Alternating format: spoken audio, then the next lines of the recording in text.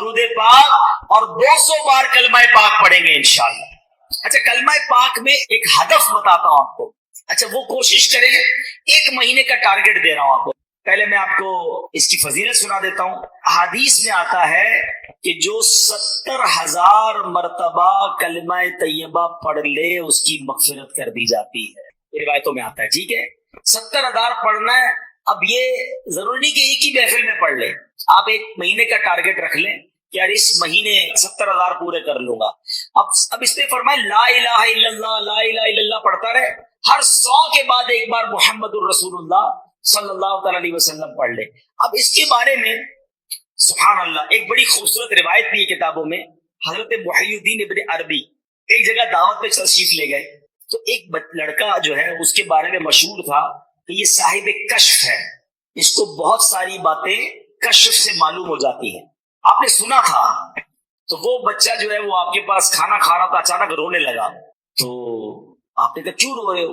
کہ میں نے اپنی ماں کو جہنم میں دیکھا ہے، اس کی ماں کا انتقال ہوا تھا۔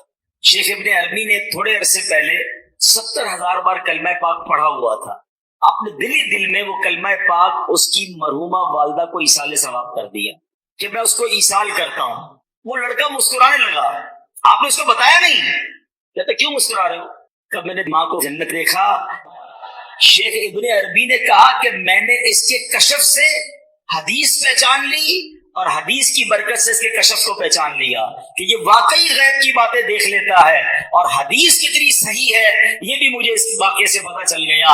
تو پتا چلا میرے پیارے اسلامی بھائیوں، 70,000 بار کلمہ پاک۔ میں نے تو جب سے یہ حدیث پڑھی ہے نیت کر لی ہے، کچھ شروع بھی کر دیا ہے، میرے لیے بھی دعا کریں، آپ بھی ٹارگٹ لے لو۔ فضول باتیں یار، موبائل پہ گھنٹوں گزارتے ہیں، واک کرتے ہوئے کلمہ پاک پڑھنا شروع کر دے، تسبیح ہاتھ میں لے، کتنی بار ہو جائے گا؟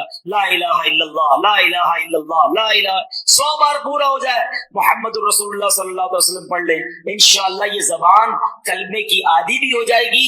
اچھا پھر ضروری تھوڑی ایک بار 70,000 پڑھیں، اللہ توفیق دے، کیونکہ جب آپ پڑھو گے نا 70,000 بار، یہ دل جگمگ کرنے لگ جائے گا، کلمے سے محبت ہو جائے گی اور پڑھنے کو جی چاہے گا۔ کبھی کہنا یار چلو امی کے نام پہ 70,000، کبھی کہنا ابو کے نام پہ سب، اتنے تحفے دیے امی ابو نے، اور خاص طور پہ جن کے ماں باپ چلے گئے ان کے لیے تو زیادہ اچھی نیت کریں گے۔ تو امی ابو کے نام پر جو ہے وہ ہم پڑھے، پھر اللہ پاک توفیق دے تو پیر صاحب کے نام پہ پڑھ لے، چلو ان کے ایصال ثواب کے لیے، غوث پاک کے ایصال ثواب کے لیے، تو انشاءاللہ بزرگوں کے ایصال ثواب کے لیے پڑھتے رہیں گے، کلمہ پاک کا ثواب تو ملے گا، بزرگوں کا فیضان بھی مل جائے گا انشاءاللہ۔ تو پڑھیں گے انشاءاللہ، چلو 3 بار مل کر پڑھ لیتے، لا الہ الا اللہ محمد الرسول اللہ، لا الہ الا اللہ محمد الرسول اللہ، لا الہ الا اللہ محمد الرسول اللہ۔ افضل ترین وظیفہ، جی ہاں آج اس پر بات کریں گے، اور وہ کتنا اہم ہے ہماری زندگی میں، ہمارے ایمان کے لیے، وہ بھی انشاءاللہ پتہ چل جائے گا۔ صحابی رسول حضرت شداد بن اوس رضی اللہ تعالیٰ فرماتے ہیں کہ ہم صحابہ کرام علیہ رضوان اللہ پاک کے آخری نبی رسول ہاشمی صلی اللہ تعالیٰ علیہ وسلم کی خدمت میں حاضر تھے۔ آپ علیہ الصلوۃ والسلام نے ہم سے پوچھا حل فیکم غریب، کیا کوئی تم میں اجنبی تو نہیں بیٹھا؟ صحابہ کرام نے کہا نہیں حضور، ہم سارے مسلمان ہی ہیں اور کوئی غیر نہیں ہے۔ تو نبی پاک علیہ الصلوۃ والسلام نے فرمایا ایسا کرو دروازے بند کر دو۔ صحابہ نے دروازے بند کر دیے۔ اب آپ علیہ الصلوۃ والسلام نے فرمایا ارفعوا ایدیکم وقولوا لا الہ الا اللہ، ہاتھ اوپر اٹھا لو اور لا الہ الا اللہ پڑھنا شروع کر دو۔ حضرت شداد بن اوس کہتے ہیں ہم سب نے ہاتھ اوپر اٹھائے اور کلمہ پاک پڑھنا شروع کر دیا۔ کچھ دیر اسی طرح ہم ذکر کرتے رہے، نبی پاک ذکر کرواتے رہے، اور اس کے بعد مالک جنت قاسم نعمت صلی اللہ تعالی علیہ وسلم نے خوشخبری سناتے ہوئے فرمایا ابشروا فإن اللہ قد غفر لکم، تمہیں بشارت ہو کہ بے شک اللہ پاک نے تمہیں بخش دیا ہے۔ مزید آپ علیہ السلام نے یہ بھی فرمایا کہ الحمدللہ، اے اللہ پاک تو نے مجھے یہ پاکیزہ کلمہ دے کر بھیجا، اسے پڑھنے کا حکم دیا اور اس پر جنت کا وعدہ بھی فرمایا، بے شک تو اپنے وعدے کے خلاف نہیں کرتا۔ یہ مبارک کلمہ سچے دل سے پڑھنے کی برکت سے غیر مسلم کے سب گناہ دھل جاتے ہیں اور وہ جنت کا حقدار بن جاتا ہے. حلیت الاولیاء میں ہے دو عالم کے مالک و مختار مکی مدنی سرکار صلی اللہ تعالی علیہ وسلم نے فرمایا، اللہ پاک ارشاد فرماتا ہے بے شک میں ہی اللہ ہوں، میرے سوا کوئی عبادت کے لائق نہیں، بس اے لوگوں میری ہی عبادت کرو. تم میں سے جو کوئی میری بارگاہ میں سچے دل سے لا الہ الا اللہ کی گواہی کے ساتھ آئے گا وہ میری پناہ میں داخل ہوگا، اور جو میری پناہ میں داخل ہوا وہ میرے عذاب سے محفوظ ہو گیا. کیا بات ہے، سبحان اللہ. کلمہ طیبہ کے مختلف نام ہیں، یاد رکھیے گا. لا الہ الا اللہ محمد الرسول، مل کر پڑھ لیں، لا الہ الا اللہ محمد الرسول اللہ صلی اللہ تعالی علیہ وسلم. اس کے بہت سارے نام ہیں. اس کا ایک نام کلمہ توحید بھی ہے، کلمہ اخلاص بھی ہے، اسے کلمہ احسان بھی کہتے ہیں، اسے کلمۃ التقوی بھی کہتے ہیں. اس مبارک کلمے کا ایک نام کلمہ ثابتہ یعنی ثابت شدہ کلمہ، پکا کلمہ، نام مٹنے والا کلمہ، ہمیشہ رہنے والا کلمہ بھی ہے. سبحان اللہ. اتنے حدیث اور اتنے فضائل ہیں اس کے بارے میں. صحابی رسول حضرت ابو ہریرہ رضی اللہ تعالیٰ عنہ فرماتے ہیں میں نے اللہ پاک کے آخری نبی رسول ہاشمی صلی اللہ تعالیٰ علیہ وسلم کی خدمت میں عرض کی، یہ بخاری شریف کی حدیث ہے کہ یا رسول اللہ صلی اللہ تعالیٰ علیہ وسلم، قیامت کے دن آپ کی شفاعت سے حصہ پانے والے خوش نصیب لوگ کون ہوں گے؟ فرمایا اے ابو ہریرہ میرا گمان یہی تھا کہ تم سے پہلے مجھ سے کوئی یہ بات نہیں پوچھے گا. نبی پاک کو یہ بھی پتا تھا سوال کون پوچھے گا مجھ سے. فرمایا کیونکہ میں حدیث سننے کے معاملے میں تمہاری حرص کو جانتا ہوں. پھر فرمایا اے ابو ہریرہ قیامت کے دن میری شفاعت پانے والا خوش نصیب وہ ہوگا جو سچے دل سے لا الہ الا اللہ کہے گا. ایک بار پھر پڑھ لیں، لا الہ الا اللہ محمد الرسول اللہ صلی اللہ تعالی علیہ وسلم.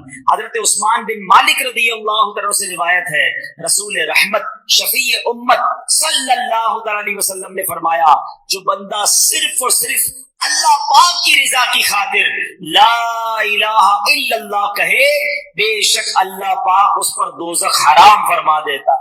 ایک بار پھر پڑھ لیں، لا الہ الا اللہ محمد الرسول اللہ صلی اللہ تعالی علیہ وسلم. اللہ پاک کے آخری نبی رسول ہاشمی صلی اللہ تعالی علیہ وسلم نے فرمایا من مات وهو يعلم انه لا الہ الا اللہ دخل الجنہ، یعنی جو اس حال میں مرا کہ وہ جانتا ہے اللہ پاک کے سوا کوئی عبادت کے لائق نہیں تو وہ جنت میں داخل ہوگا. ایک حدیث پاک میں ہے پیارے آقا مکی مدنی مصطفیٰ صلی اللہ علیہ وسلم نے فرمایا ثمن الجنتی لا الہ الا اللہ. بڑی پیاری حدیث ہے، اتنی مختصر ہے مگر کیا پیاری بات فرما دی. آپ کہیں جناب مجھے ڈیفنس میں بنگلہ چاہیے، آپ اگلا سوال ہوگا کتنے کا ہے، قیمت کیا ہے، پرائس کیا ہے، مجھے فلاں والا نیا موبائل چاہیے. آپ مجھے بھی چاہیے، قیمت تو بتاؤ. اچھا جناب فلاں قسم کی گاڑی چاہیے مگر یہ تو بتاؤ کتنے کی ہے، جیب میں پیسے ہوں گے تو لوں گا نا. اب اگر آپ سے کوئی کہے کہ جنت کی قیمت کیا ہے، جنت کا سمن کیا ہے، جنت کا داخلہ کیسے ملے گا، آئے ہائے نبی پاک نے ایک لائن میں جنت کی قیمت بیان فرما دی. آقا فرماتے ثمن الجنہ لا الہ الا اللہ. آقا فرماتے جنت کی قیمت لا الہ الا اللہ. پھر پڑھ لو لا الہ الا اللہ محمد الرسول اللہ صلی اللہ علیہ وسلم. ایک اور روایت میں ہے رسول اکرم نور مجسم صلی اللہ تعالی علیہ وسلم نے فرمایا مفاتیح الجنتی شہادت لا الہ الا اللہ. جنت کی چابیاں لا الہ الا اللہ کی گواہی دینا ہے. اللہ اکبر سبحان اللہ. یہ ہے کلمہ طیبہ، یہ ہے سبحان اللہ کلمہ طیبہ کی برکتیں. سبحان اللہ. اب ایک عجیب سا واقعہ آپ کو سناتا ہوں، اور واقعہ ہے حضرت بایزید بسطامی کا. حضرت بایزید بسطامی رحمت اللہ تعالی ایک مرتبہ سفر میں تھے. آپ کو غیب سے آواز آئی اے بایزید سمعان نامی شہر میں جاؤ، وہاں کے غیر مسلموں کے ساتھ ان کے عید کے اجتماع میں شرکت کرو۔ بایزید فرماتے ہیں کہ اللہ پاک کی پناہ، میں غیر مسلموں کے تہوار میں شرکت کروں؟ آپ نے کہا کہ نہیں، یہ میرے لیے پیغام نہیں ہو سکتا۔ رات سوئے، خواب میں پھر یہی آواز آئی بایزید جاؤ اور غیر مسلموں کے فلاں تہوار میں عید میں شرکت کرو۔ پھر یہ کہتے میں اٹھ گیا، خواب سے کانپنے لگا، سوچ رہا تھا کہ یہ کس کی آواز ہے، مجھے کون پیغام دے رہا ہے، کہیں شیطان کی طرف سے تو نہیں؟ کہہ رہے میں بیدار تھا تو جاگتے میں آواز آئی اے بایزید ڈرنے کی ضرورت نہیں، تم میرے فرما بردار ہو، مگر غیر مسلموں والا لباس پہنو، ان کے اجتماع میں جاؤ، ایک راز ہے اس میں۔ اب حضرت بایزید اللہ کے برگزیدہ بندوں میں سے اب سمجھ گئے کہ یہ شیطان کی طرف سے آواز نہیں ہے، یہ رحمان کی طرف سے پیغام ہے۔ آپ نے لباس پہنا اور آپ چلے گئے غیر مسلموں کے تہوار میں۔ اب سارے بہت بڑا میدان، بہت بڑا میلہ، سب لوگ اپنے سب سے بڑے عالم کے انتظار میں بیٹھے ہیں۔ کچھ دیر بعد ان کا عالم آیا، سب لوگ بیٹھ گئے، اس نے تقریر کرنی تھی، مگر جیسی وہ عالم تقریر کرنے کھڑا ہوا نا، وہ کپ کپانے لگا، وہ لرزنے لگا، اور وہ کہتا ہے کہ لوگوں نے کہا اے سردار آپ تقریر شروع کیجئے۔ تو کہتا ہے کہ تو ہمارے اجتماع میں ایک محمدی بیٹھا ہے، ایک اللہ کے آخری نبی کا امتی بیٹھا ہے، اور وہ تمہارے دین کا امتحان لینے آیا ہوا ہے، اس لیے میری آواز ہی نہیں نکل رہی ہے۔ پھر اس نے بلند آواز سے کہا اے محمدی، اے اللہ کے آخری نبی کے امتی کھڑے ہو جاؤ۔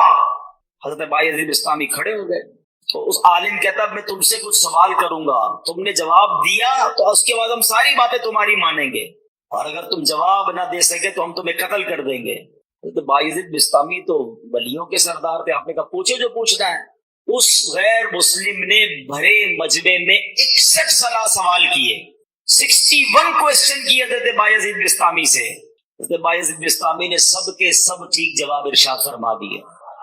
حضرت بایزید بسطامی نے اسے سوال کیا، تم نے کر لیے سوال، اب میں سوال کرتا ہوں، بتاؤ آسمانوں اور جنت کی چابی کیا ہے؟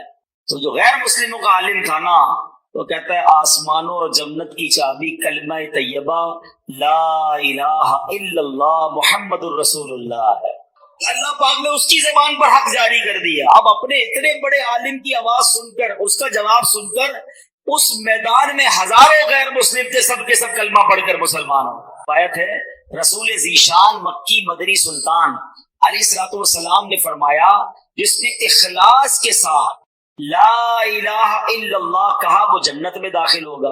صحابہ کرام نے عرض کی یا رسول اللہ صلی اللہ علیہ وسلم کلمہ طیبہ کا اخلاص کیا ہے؟ فرمایا یہ کہ بندہ اللہ پاک کی حرام کردہ چیزوں سے بچتا رہے۔ اب ایسا نہیں صرف لا الہ الا اللہ پڑھتا رہے بھائی جنت میں چلے جائیں گے۔ ایک مرتبہ وہاب بن منبہ رحمۃ اللہ تعالی کی خدمت میں عرض کیا گیا کیا کلمہ طیبہ جنت کی چابی نہیں ہے؟ فرمایا کیوں نہیں ہے، بالکل ہے، لیکن ہر چابی کے دندانے ہوتے ہیں نا، اگر تم ان دندانوں کے بغیر تالا کھولنا چاہو گے تو تالا نہیں کھلے گا۔ سبحان اللہ، کتنی پیاری مثال دے دی کہ کلمہ طیبہ جنت کی چابی ہے، مگر اس کے دندانے کیا ہیں؟ نماز ہے، روزہ ہے، حج ہے، زکوٰۃ ہے، جو فرائض ہیں وہ اس کے تالے کی چابی کے دندانے ہیں۔ تو گویا کلمہ بھی پڑھنا ہے، نماز بھی پڑھنی ہے، روزے بھی رکھنے ہیں، فرض ہو جائے تو حج بھی کرنا ہے۔ چلو حج کے بارے میں بھی تھوڑی سی بات کر لوں۔ بڑی تعداد میں وہ لوگ ہیں جن پر حج فرض ہو جاتا ہے مگر وہ حج نہیں کرتے۔ اس کو آسان نہ سمجھنا، جس طرح نماز فرض ہے نا، جس طرح روزہ فرض ہے۔ آپ کو پتہ ہے اسلام کے 5 پلر بچپن سے پڑھ رہے ہیں، 5 ارکان اسلام، اسکول میں تھے جب سے، مدرسے میں جب سے پڑھے، سب نے پڑھے ہوں گے۔ کون کون سے ہیں؟ نماز، روزہ، حج، زکوٰۃ اور توحید کا اقرار، کلمہ پاک پڑھنا۔ تو اب کلمہ تو پڑھ لیا، اچھا نماز تو اب بھی لوگ پکا فرض سمجھتے ہیں، بعض لوگ زکوٰۃ اور حج کو اتنی اہمیت نہیں دیتے، یہ بھی پلر ہے اسلام کا۔ اور حج نہ کرنا، اب میں جو حدیث سنانے جا رہا ہوں نا وہ بڑی ہلا دینے والی ہے۔ حدیث پاک کا مضمون ہے، نبی پاک فرماتے ہیں جو کوئی شخص استطاعت کے باوجود، یعنی طاقت رکھتا ہے، پیسے بھی ہیں، گھر والوں کو بھی نان نفقہ دے سکتا ہے، ایسی صحت بھی ہے کہ حج کر سکے، استطاعت کے باوجود حج نہ کرے آقا فرماتے مجھے کوئی پرواہ نہیں وہ عیسائی ہو کر مرے یا یہودی ہو کر مرے، یعنی معاذ اللہ اس کے ایمان پر خاتمہ نہ ہونے کا خوف ہے۔ لوگ کہتے ہیں یار بس حج کرنا ہے تو وہ ذرا بچی کی شادی کر لوں پھر کر لوں گا، وہ ذرا کاروبار سیٹ کر لوں پھر کر لوں گا، آج کل بڑی گرمی ہے حج ذرا ٹھنڈ میں آئے نا پھر کر لوں گا۔ اور اللہ کے بندوں ہمیں نہیں پتا ہم زندہ رہیں گے نہیں رہیں گے اگلے حج تک۔ کئی لوگ پچھلے حج میں ہمارے ساتھ تھے، اس بار نہیں ہیں۔ اگر فرض ہے تو دیر نہ کریں، اور اگر تم یہ سمجھتے ہو نا کہ 2-4 کام اٹکے ہوئے وہ ٹھیک ہو جائے تو حج کروں گا، ارے تمہاری بھول ہے، وہاں چلے جاؤ سارے کام ادھر سے ہی تو بن جاتے ہیں، بگڑے ہوئے بنتے ہیں سب کام مدینے میں، بٹتے ہیں جہاں بھر کے آلام مدینے میں، مشکل میں ہو تو جاؤ نا آقا کی دربار میں۔ اور لوگ کہتے ہیں حج کے پیسے تو ہیں مگر اس سے زیادہ نہیں ہے، وہ کم ہو جائیں گے، بھول ہے تمہاری۔ حدیث پاک سناتا ہوں جس کا مضمون ہے حج کرو غنی ہو جاؤ گے۔ حج کرنے سے مال میں بھی برکت ہو جاتی ہے، حج میں سستی نہیں۔ حج ایک ہی بار فرض ہے، ایک بار کر لیا پھر بار بار نہیں ہے، لیکن جس نے ایک بار بھی نہیں کیا۔ اچھا ایک اور عجیب فینومینا، عمرے کرتے رہتے ہیں، ہر سال عمرہ کرتے، حج نہیں کیا۔ ارے بھائی تم 100 عمرے کر لو، تمہارا فرض ادا نہیں ہوا ہے۔ کوئی 100 نفل پڑھے اور فرض نہ پڑھے تو کیا ہوگا؟ فرض ادا ہو جائے گا؟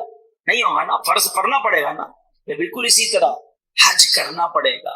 اور میں آپ کو سچ بتاؤں، کسی عاشق رسول کے ساتھ حج کر لیا نا پھر حج کی بار بار کیے بغیر چین آئے گا نہیں۔ حج کا مزہ بھی اور ہے، حج کا لطف ہی اور ہے، عرفات کا میدان، مزدلفہ کی راتیں، مینا کی بہاریں۔ آؤ اللہ سے دعا کرتے ہیں اللہ کلمہ پاک کی برکت سے اسی سال ہم سب کو حج نصیب فرما دے۔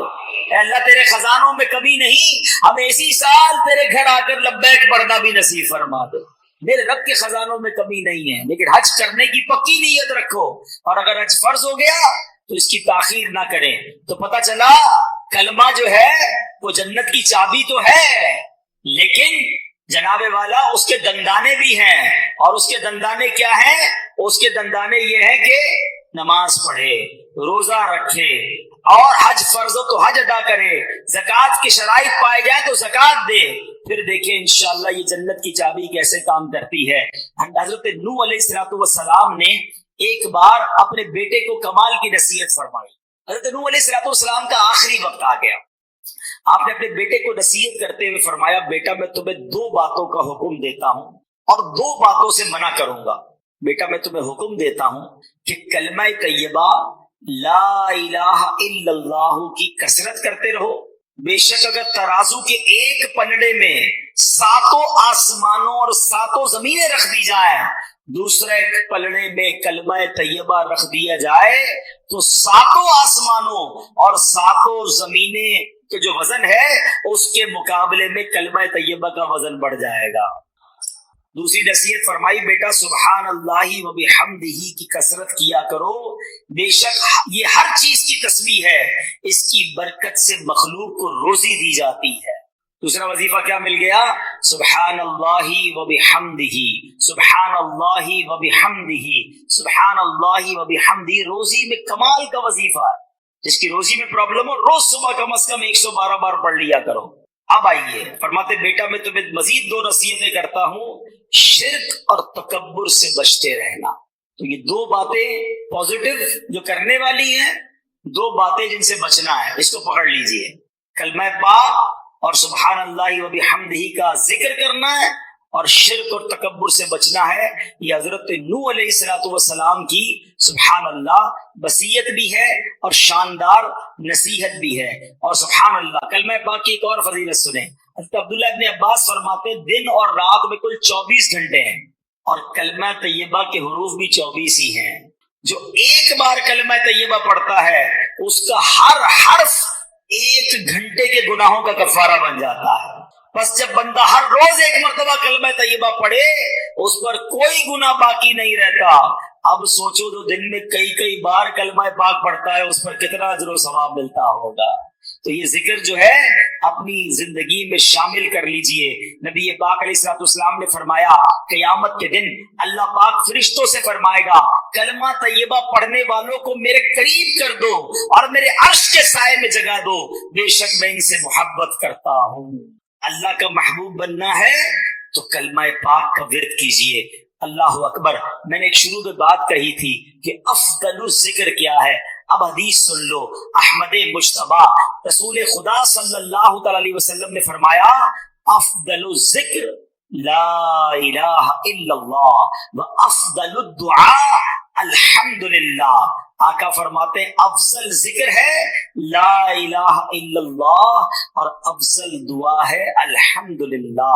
تو سبحان اللہ کلمہ پاک بھی پڑھنا ہے اور بات بات پر اللہ کا شکر بھی ادا کرنا ہے. بہرحال میرے پیارے اسلامی بھائیوں، اب ایک اور اہم بات سبحان اللہ کہ ہمیں جب آخری وقت کسی کا آ جائے نا، کسی مردے کا، کسی شخص کا آخری وقت، انتقال کا وقت قریب آ جائے تو اس وقت اس کے پاس جا کر کلمہ پاک کی تلقین کرنی چاہیے، کلمہ سکھانا چاہیے. نبی پاک کا فرمان لَقِنُوا مَوْتَاكُمْ لَا إِلَٰهَ إِلَّا اللَّهُ، اپنے مردوں کو لا الہ الا اللہ کی تلقین کرو، یعنی جو مرنے کے قریب ہو اسے کلمہ سکھاؤ، اس طرح کہ اس کے پاس بلند آواز سے کلمہ پڑھو. اب اس کا طریقہ بھی سمجھ لیں. بعض اوقات پتہ ہے کیا غلطی کرتے ہیں، کسی کا آخری وقت ہو اس کے پاس جا کر کہتے کلمہ پڑھو، لا الہ الا اللہ پڑھو، لا الہ الا اللہ محمد رسول اللہ پڑھو. یہ نہیں کرنا چاہیے. یہ بڑی اہم بات بتانے جا رہا ہوں. جو سکرات کا وقت ہوتا ہے نا، بڑی تکلیف میں ہوتا ہے بندہ، اس کو بڑی مشکل ہو رہی ہوتی ہے. خدا نہ خواستہ اس تکلیف میں اگر اب اس نے یہ کہہ دیا نا میں نہیں پڑھتا، میں کلمہ نہیں پڑھتا، تو کہیں ایسا نہ ہو اس کا خاتمہ برا ہو جائے. ہمیں کرنا پتہ ہے کیا، میں یہ نہیں کہتا کہ جو یہ کہہ دے میں نہیں پڑھتا اس کا خاتمہ برا ہوا، لیکن آپ کے دل میں تو بات رہ جائے گی نا، یار اس نے منع کر دیا تھا کلمہ پڑھنے سے.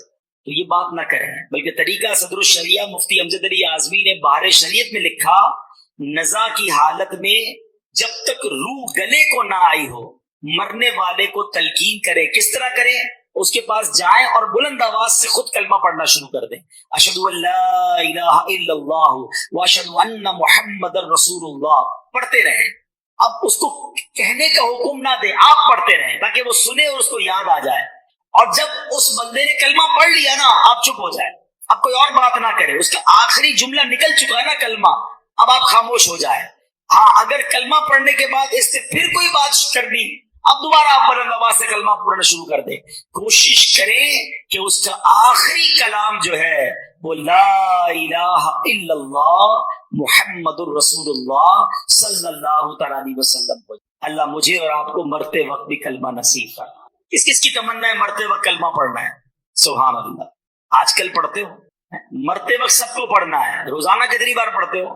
آج کا بیان نکال دیں، آج کے بیان میں تو ماشاءاللہ کئی بار ہم نے پڑھ لیا. آپ چوٹ کرنے کے لیے کہہ رہا ہوں، پوچھئے ایک ہفتے میں کتنی بار کلمہ پڑھا؟ اپنے آپ کو جواب دینا، مجھے جواب مت دینا. تمنا کیا ہے کہ مرتے وقت کلمہ پڑھوں، آخری زبان پر کلمہ پاک ہو. زندگی میں نہیں پڑھنا ہے. کتنی فضیلتیں سن لی، افضل الذکر کہا گیا اس کو. اور ایک بات یاد رکھنا، مرتے وقت تو ویسے ہی پڑھنا مشکل ہوگا. ہاں زبان بھاری ہو جائے گی. آپ نے دیکھا بخار میں الفاظ نہیں نکلتے، سر میں درد ہو تو بات کرنے کو جی نہیں چاہتا، پیٹ میں درد ہو زیادہ بندے کی منہ سے بات ہی نہیں نکلتی ہے. ارے یہ پیٹ کا درد، سر کا درد، بخار کچھ نہیں ہے. اللہ عافیت رکھے. کتابوں میں لکھا موت کا ایک جھٹکا تلوار کے 1000 وار سے زیادہ سخت ہے. کیسے پڑھو گے کلمہ جب پوری زندگی نہیں پڑھتے تھے؟ یہ سوچنے والی بات ہے. ایک بزرگ کی بات مجھے ایسی دل پہ لگی ہے، یقین کرے. کیا جملہ کہہ گئے، کہتے ہیں اپنی زبان کو کلمے کا عادی بناؤ تاکہ جس دن زبان بھاری ہو جائے اس دن تمہاری زبان سے کلمہ ادا ہو جائے. عادت ہوگی تو نکلے گا نا. عادت ہی نہیں ہے کلمہ پڑھنے کی، کئی دن گزر جاتے ہیں.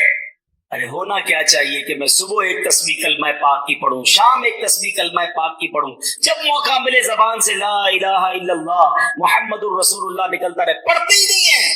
درود پاک کب کب کہاں کہاں اور کیسے کیسے کام آتا ہے. سبحان اللہ. ایک ایسا وظیفہ ہے کہ جس کی جتنی فضیلت بیان کرے کم ہے. یعنی کون سی پرابلم ہے، کون سی مشکل ہے جس کا حل درود پاک میں نہیں ہے.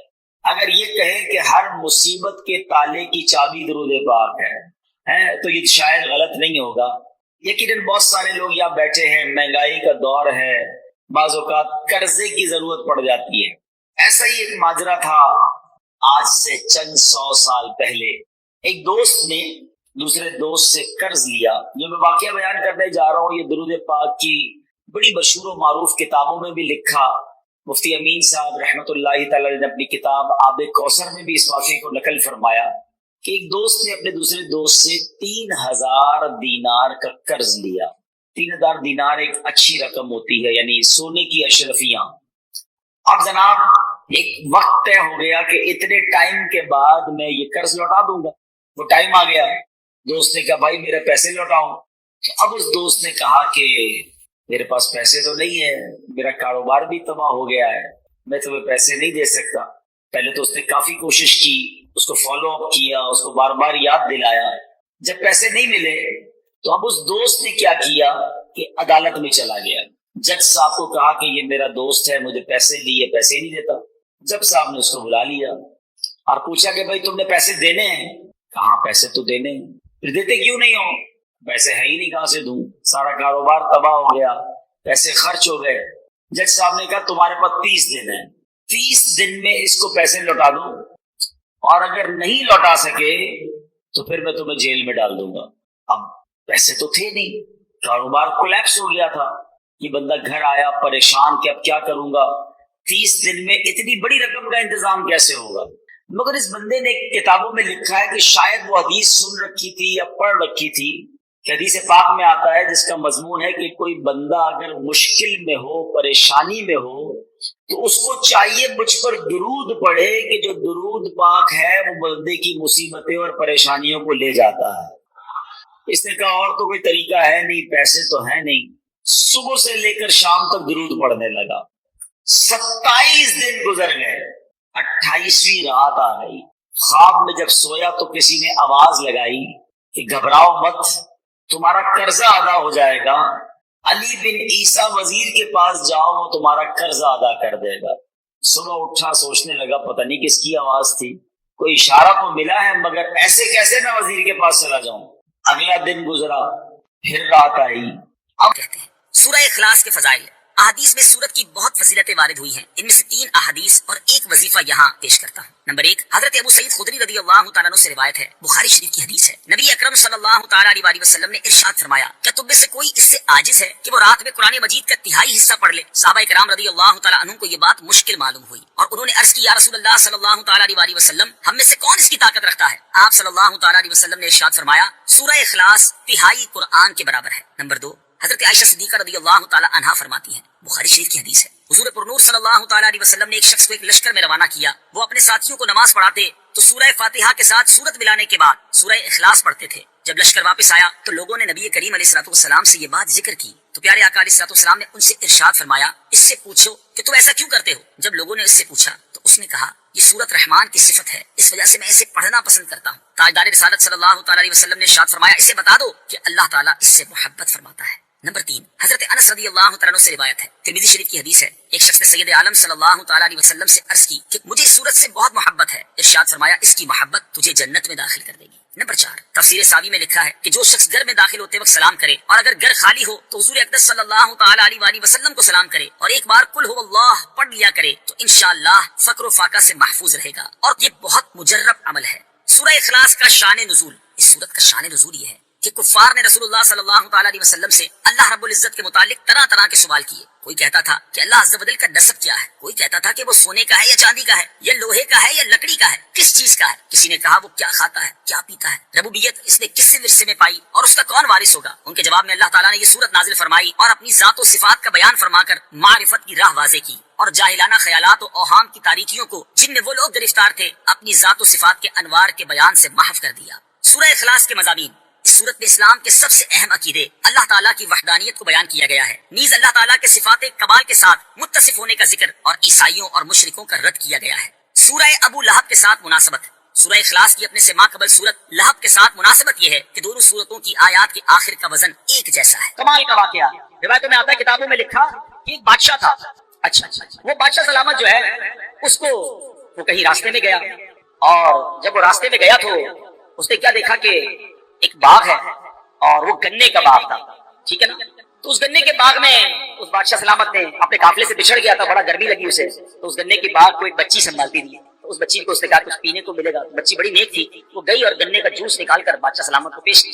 بادشاہ نے جیسے ہی وہ گلاس پیا تو حیران، کیا ٹیسٹ، کیا میٹھا گنے کا رس۔ تو بادشاہ نے کہا یہ بنایا کیسے تم نے، اتنی جلدی لے کر آ گئی، گنے کا جوس نکالنے میں تو دیر لگتی ہے۔ کہ اللہ نے ہمارے باغ میں بڑا کمال دیا ہے، اتنے کمال کے گنے ہیں کہ ہاتھ سے دباتے ہیں تو جوس نکل آتا ہے۔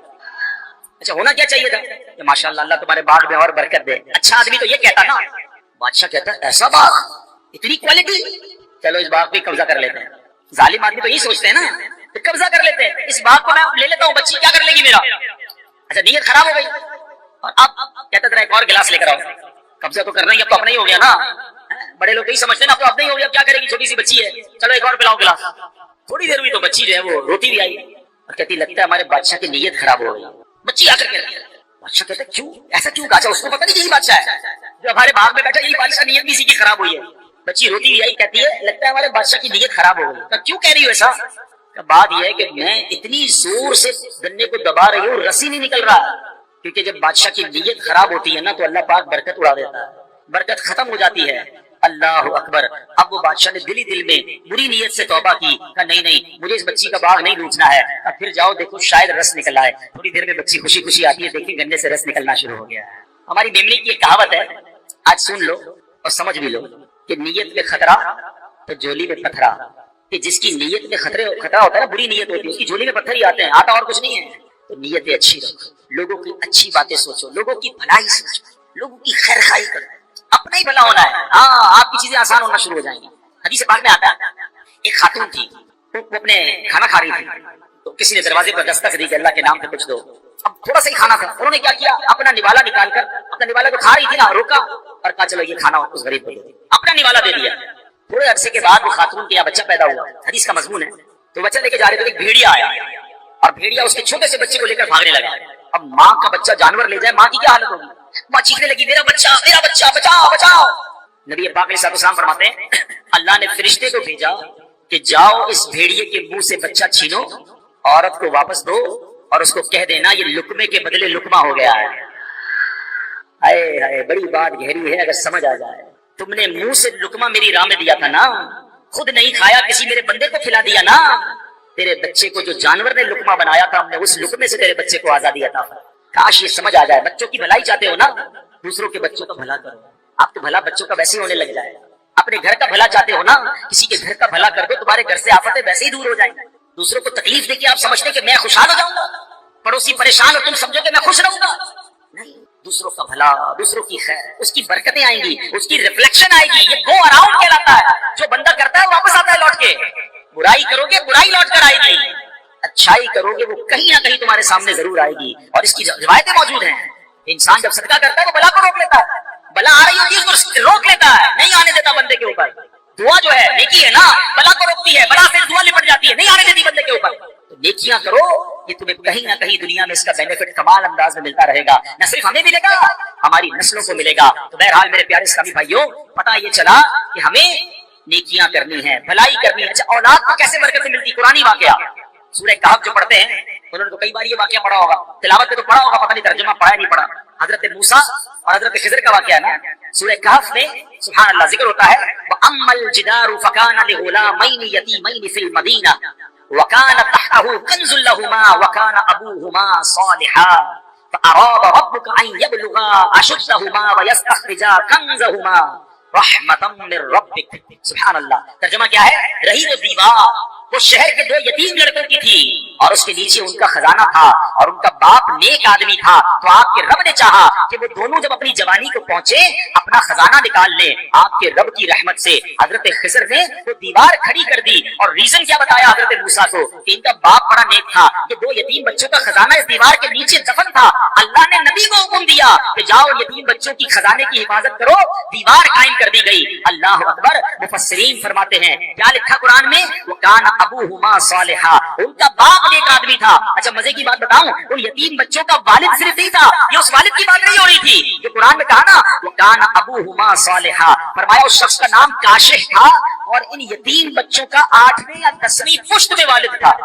یعنی باپ بھی نہیں تھا، دادا بھی نہیں تھا، پردادا بھی نہیں تھا، 8 پشتوں پہلے یا 10 پشتوں پہلے والد تھا، مگر چونکہ وہ نیک تھا اللہ نے 8 پشتوں کے بعد بچوں کا خزانہ محفوظ رہے اپنے نبی کو بھیجا کہ جا کر دیوار کو کھڑی کر دو۔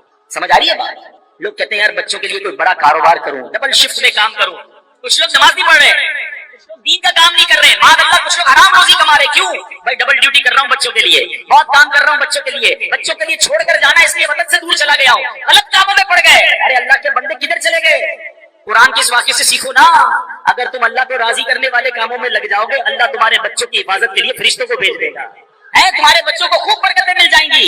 یعنی اصل ٹریک یہ ہے کہ ہم زندگی میں رب کو راضی کر لیں، اللہ ہماری دنیا بھی اچھی کر دے گا، ہمارے بچوں کے لیے بھی بہتری فرما دے گا۔ تو یہ آج سمجھ لو کہ نیکی کیسے کیسے اور کہاں کہاں کام آتی ہے۔ سبحان اللہ، نیکیاں بہت ساری ہیں جو ہم کرتے چلے جائیں۔ اب مثال کے طور پر اولاد کو پالنا ہے نا، اچھی نیت کر لو، آئے ہائے انما الاعمال بالنیات، سنا نا آپ نے، اچھی نیت کیسی نیکیاں بڑھا دیتی ہے۔ اب اولاد پالنے کی کیا نیت ہوتی ہے؟ یہ بڑا ہو کے ڈاکٹر بنے گا، بڑا ہو کے انجینئر بنے گا، اس کو بڑا پیسے والا بنانا ہے، اس کو کاروباری بنانا ہے۔ کیا پیاری نیت علماء نے فرمائی کہ والد کو چاہیے کہ اولاد کی پرورش اس نیت سے کرے کہ میرا یہ بیٹا یا بیٹی روز قیامت میری شفاعت کریں گے۔